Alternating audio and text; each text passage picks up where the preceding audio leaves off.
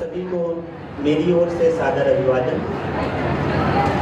और ये कार्यक्रम अब मुख्य धारा से जुड़ रहा है और पहली प्रस्तुति जो आपके बीच लेने जा रही है प्रोफेसर कविता कुसुम मैत्रेयी जी, जो महाराष्ट्र से हमारे बीच उपस्थित हुई है। आधुनिक भारत की महानायिका हैं, स्त्री शिक्षा के दरवाजे खुले कर देने वाली भारत की पहली अध्यापिका और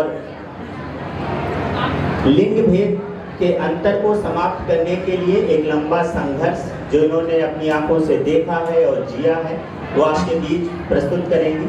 उससे पहले मैं चाहता हूं कि प्रतापगढ़ वाले महाराष्ट्र वालों का स्वागत यदि इतनी शांति से करेंगे तो कब ठीक लगेगा।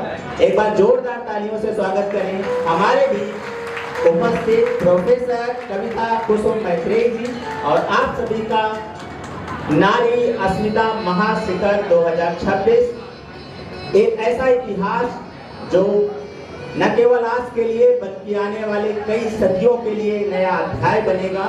और उस अध्याय में सबसे स्वर्णिम पृष्ठ जोड़ने जा रही हैं हमारे बीच कविता जी।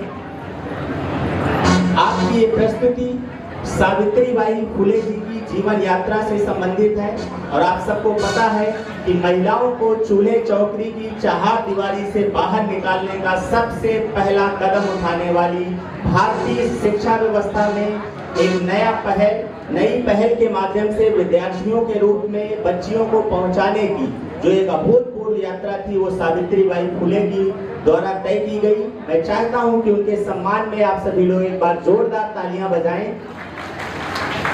माफ कीजिएगा, ये प्रतापगढ़ वालों की जोरदार तालियां नहीं है, इसमें केवल दार की जोर बिल्कुल नहीं। एक बार जोरदार तालियां सावित्रीबाई फुले, जो एक नया अध्याय है नारी अस्मिता के लिए और नारी शिक्षा के लिए, उनसे संबंधित एक शानदार प्रस्तुति आपके बीच होने जा रही है। और ये प्रस्तुति आपके बीच महाराष्ट्र से होकर आई है। मैं चाहता तालियां बजाकर बताएं कि सावित्रीबाई फुले का स्वागत।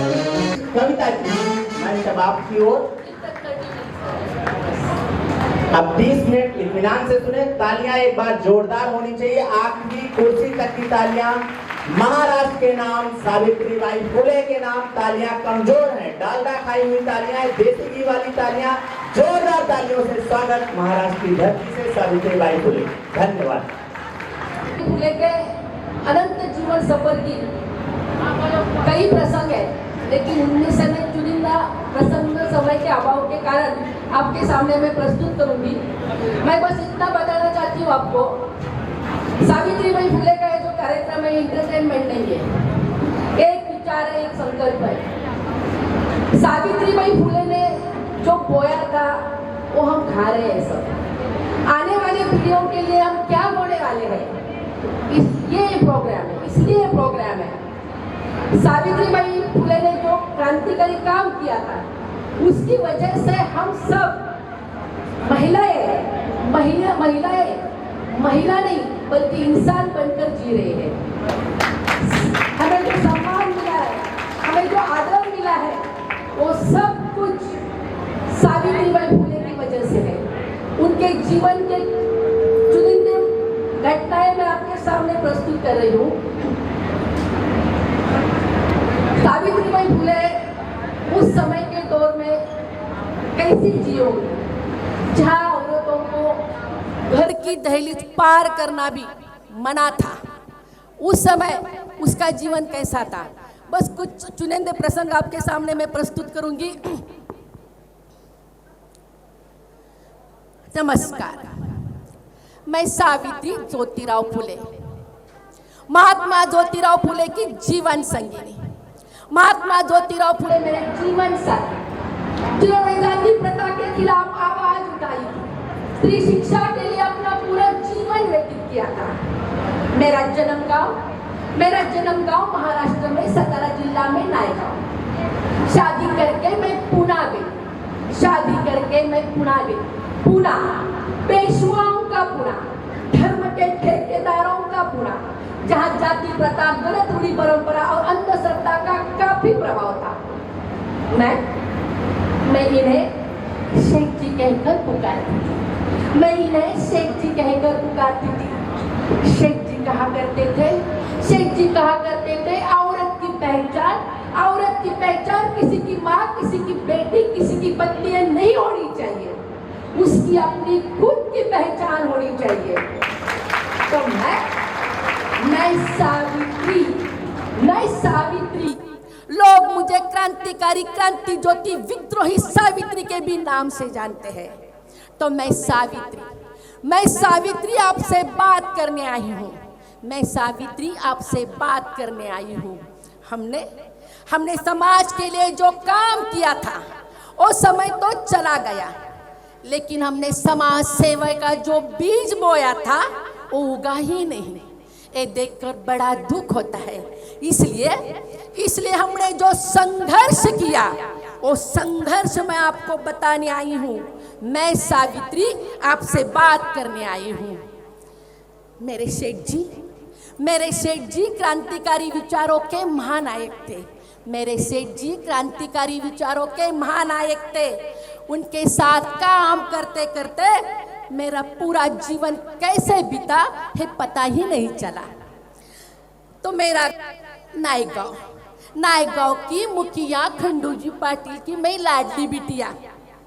आई बाबा मेरे माता पिता, आई बाबा मुझे प्यार से सावी कहते थे। सावी के पाँव में लट्टू बंधा हुआ है, दिन भर घूमती ही रहती है। झट से पेड़ पर चढ़ना, सबसे आगे दौड़ना, निशाना लगाना, कुएं में तैरना और कुएं में नीचे जाकर तल की मीठी मिट्टी में लाना। दिन भर मौज मस्ती ही मौज मस्ती, जोर जोर से हंसना और जोर जोर से बोलना। तो आई कहती थी, अरे सावी लड़की की जात तेरी, लड़कियां इतनी जोर से हंसा नहीं करते। मैं सोचती थी अरे लड़की हुई तो क्या हुआ, क्या लड़कियों ने जोर से हंसना भी मना है? शादी करके लड़कियों को पराया घर जाना होता है ना। तो आई कहती थी, सावी बस हो गया अब तेरा खेलना कूदना, अब तू बड़ी हो गई है, जरा रोटी बनाना सीख। और मैं भूर से भाग जाती थी खेलने के लिए। बाहर सहेलियां मेरी राह ही देखती थी। एक दिन ऐसे ही खेलते खेलते मेरी नजर जामुन के पेड़ पर पड़ी। ऊपर देखा तो ऐसे पके हुए काले काले रसीले जामुन, ऐसे पके हुए रसीले जामुन देखकर मेरे मुंह में आ गया पानी। सहेलियों को मैं बोली, तुम ठहरो नीचे, मैं चढ़ती हूँ पेड़ पर। और ऐसे झट से पेड़ पर चढ़ी और डाल को पकड़ लिया। ऐसे पके हुए काले काले रसीले जामुन तोड़ा एक और डाला मुंह में।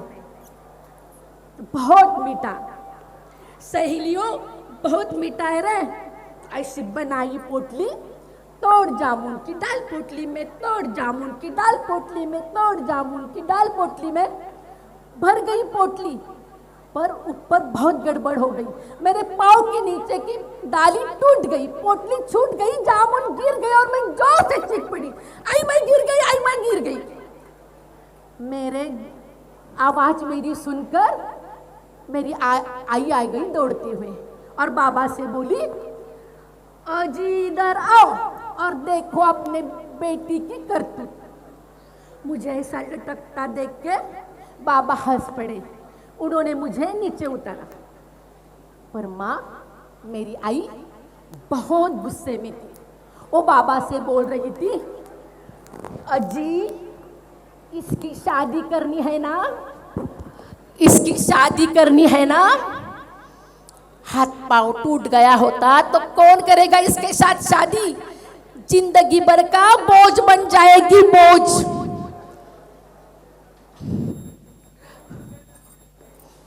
आई तू जो बोल रही है ना वो सब कुछ सच है, पर एक जामुन खाना बहुत मीठा है। तो इतनी बड़ी आंखें करके आ गई मुझे पीटने और मैं गई भाग। ऐसे एक दिन आम के पेड़ के नीचे हम सब खेल रहे थे। ऊपर देखा तो चिड़िया चीख रही थी। एक सांप धीरे धीरे धीरे चढ़ रहा था पेड़ पर चिड़ियों के अंडे खाने। ऐसा पत्थर उठाया उसे मारने तो सहेलियां बोली,